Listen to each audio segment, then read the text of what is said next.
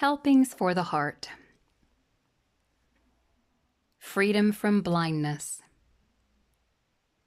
In 1929, Frank Morris boarded a ship bound for Switzerland. He had looked forward to the voyage for some time, but a steward was put in charge of his care and kept a very careful eye on the young man. Every night, Frank was locked inside his cabin until breakfast. After a quick meal, it was back to his quarters. At 10, Frank could exercise a bit, but felt foolish being led around the deck, trotting methodically like a horse. Then the steward deposited Frank in a steamer chair. He met friendly passengers who invited him for a stroll, but the steward always rushed up and objected, saying, "He has to stay where I can keep an eye on him." Every evening at 9, the steward tracked Frank down and took him in tow back to the cabin, where he could be locked in for the night. Frank was an adult, with the normal curiosities and desires of an adult. But he was also blind. The steward assumed he couldn't take care of himself. Frank was treated like an American Express parcel that had to be lugged around. He was a prisoner inside his wall of darkness. But in Switzerland, Frank made a wonderful discovery. Dogs there had been specially trained to guide the blind. He brought one, a German shepherd named Buddy, back to the United States and began an organization called Seeing Eye. With Buddy at his side, Frank could go almost anywhere, anytime. He demonstrated this ability to a group of reporters at a busy cross street in New York City.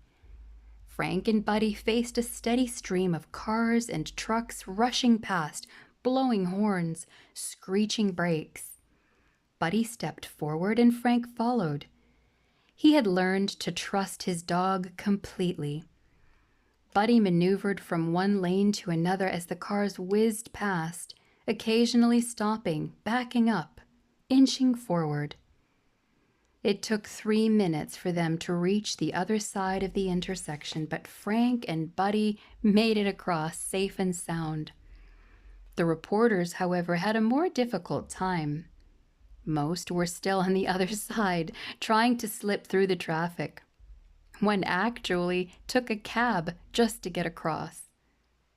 Now Frank knew he was free. He could control his own life. On later voyages across the Atlantic, Frank Morris wandered all over the ship at all hours and made many friends. To a man who remembered being dumped at the barber shop every month and waiting there for hours like unclaimed baggage, it was an exciting liberation. Frank became a free man by learning to depend on Buddy.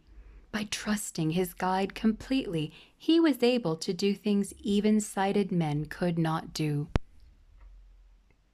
Most of us are not physically blind, but a lot of us have experienced spiritual blindness. We lack the direction, the character qualities, the energy to gain control of our spiritual lives. But God has given us the perfect counselor for our handicap. The Holy Spirit is the perfect guide. He longs for us to walk in step with Him.